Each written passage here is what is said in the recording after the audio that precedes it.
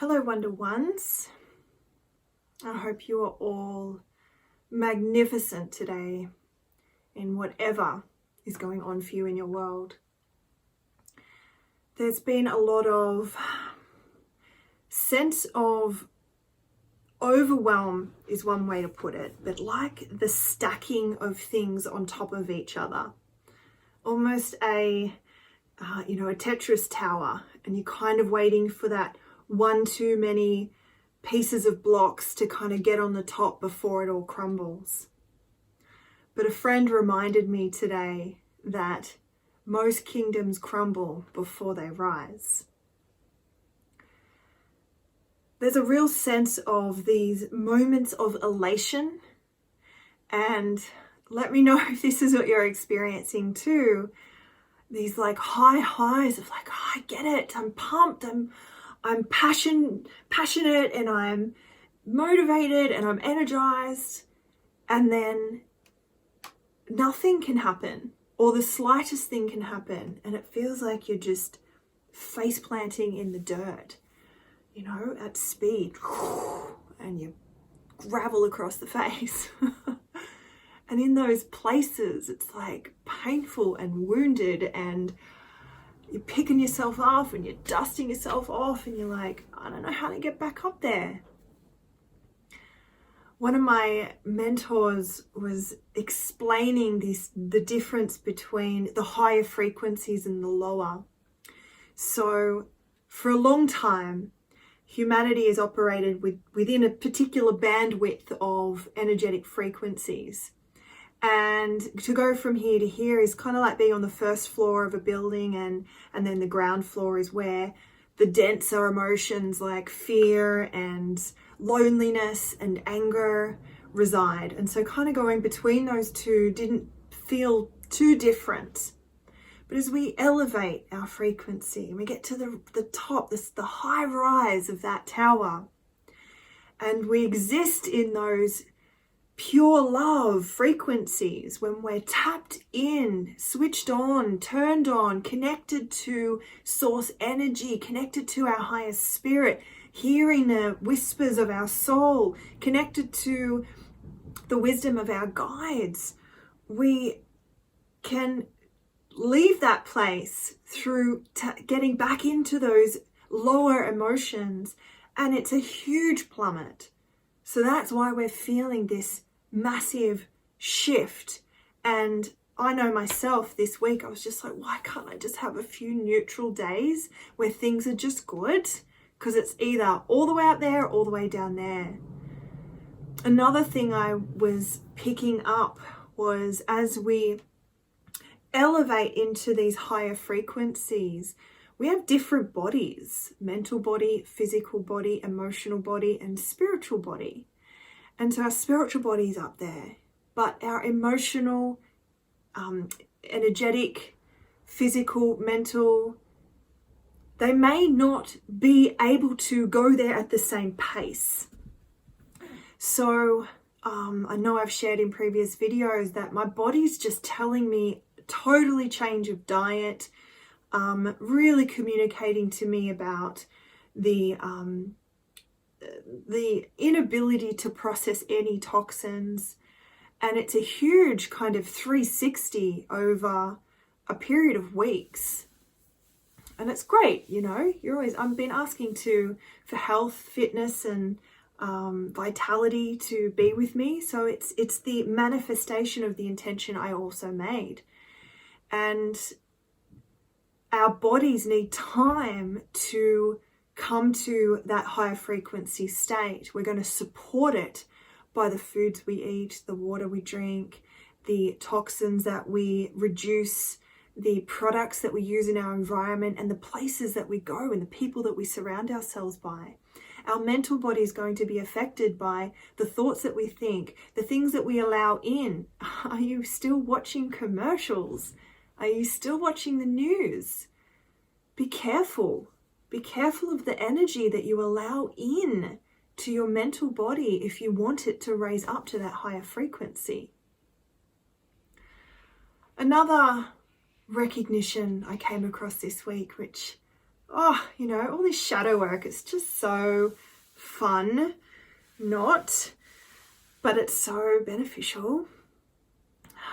I'm working with a mentor that noticed I had used the terminology quite a lot, that I felt alone on the physical front, because I have a lot of amazing friends that are,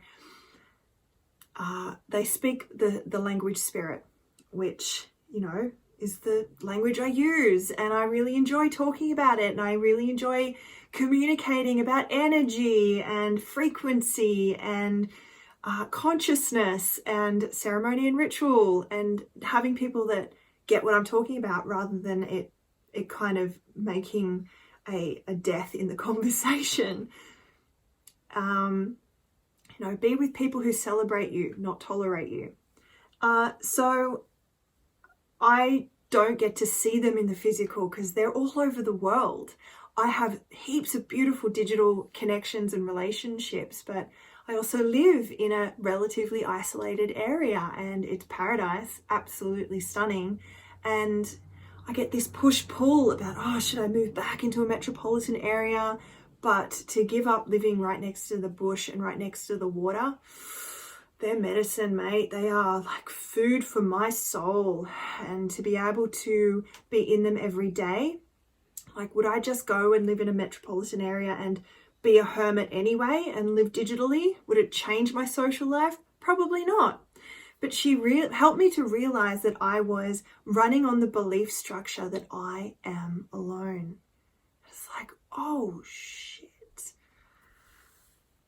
I've been running on that belief structure since I was a child. I came here as a starseed. And for those of you who resonate with that you came from another planetary system to help raise the frequency on Earth at this time, to help us to propel into the next dimensional frequency, then we haven't had potentially any or many incarnations here on Earth.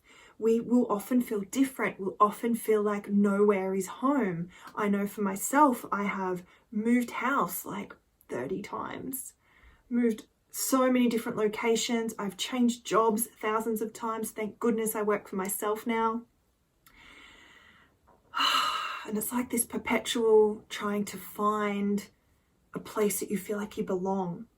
And so when you're running on this I am alone belief, you are energetically pushing everyone away, even those who want to be around you, because we create our reality by our subconscious beliefs. This is why our shadow work is so important. We need to dig in. And guys, this is what we're seeing at the moment. We're seeing our shadows come to the surface because it's time. It's time for the great purge. It's time to face them with love and compassion, not fear and anger. It's time to look at them and say, okay, wow, I'm so sorry you felt that way.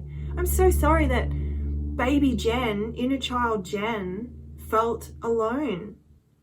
That it manifested in my school. School I felt like was horrible.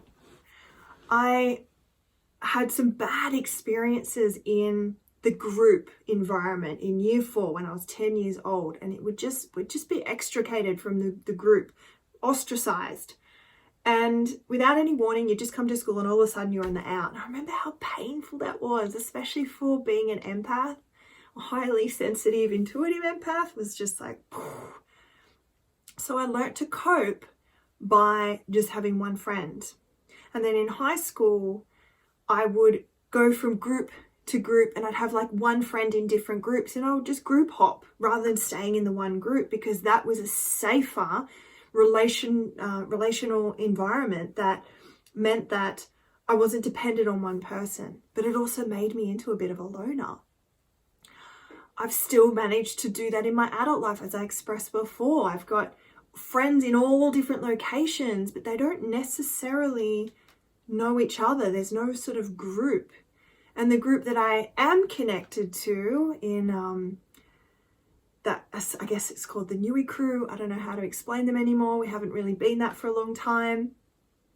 they're on a different journey. They're all becoming mums and dads, and I notice that the people I attract in my life are on a similar journey to me. They're trying to do their business. They're in a spiritual capacity. And for those doing the family, yes, I can be friends with them, but we're not as connected in life. And that can feel hard sometimes, especially as we get a bit older and that real divide starts to happen.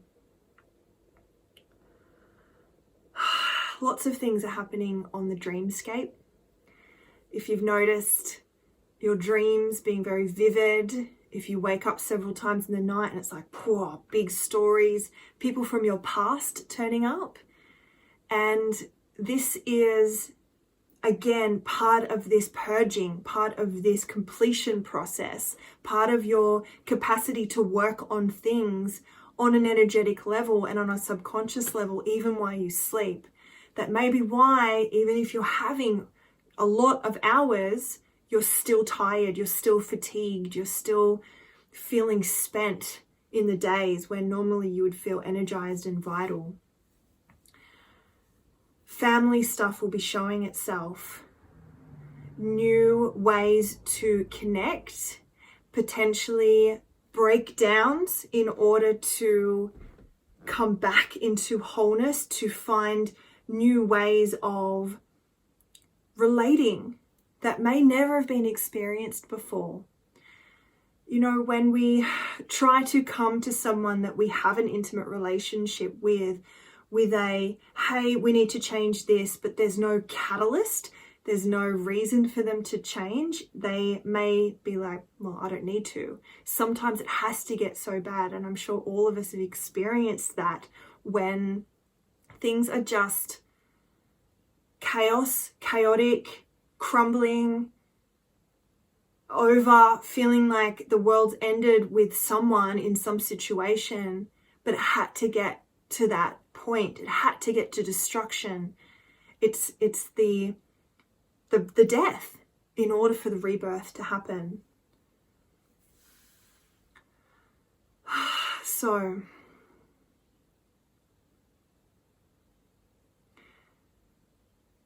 to maintain our equilibrium through this whole journey, to remind ourselves that we're not alone, to be able to navigate these intense highs and intense lows. Our energy, our frequency is the thing that we can work with. That is the absolute foundational, fundamental aspect.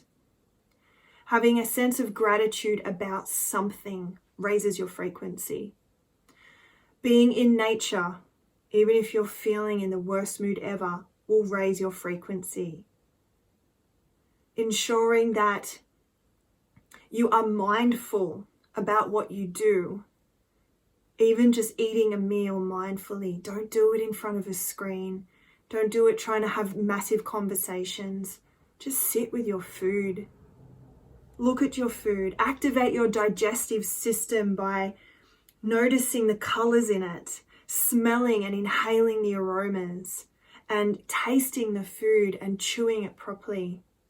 This is how we help our physical body as well. We need to nurture our nervous system with mindfulness, nurture our gut and our bowels with mindfulness and getting the processes activated. There's so much we can be doing, and this is when it can sometimes feel like in overwhelm. It's like, but I'm doing all the things.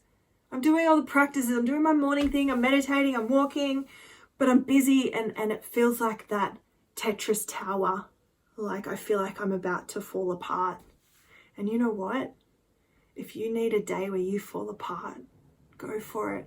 Scream and cry and rage, and then pick yourself up again. Drink some water, have a shower, get into nature, move your body. Ensure there's something nourishing on the menu. Get away from whatever it is that is triggering you, that is at breaking point, that is at I can't figure this out, because sometimes you can't think your way out. There is no mental pathway ahead that's going to help. All you can do is change your energetic frequency. So I hope that this finds you well, that it gives you something that could assist you on this wonderful, exciting path of ascension that we're all on. To those starseeds out there that feel alone, please know that you're not alone. To those of you who are putting your soul work out in the world, keep doing it, keep showing up. Even if you think there are heaps of people doing the same thing, why should I do it? Because your voice, your energetic signature, your transmission is needed. If every single one of us who felt the call to do something actually did it, our world would transform so radically, so rapidly.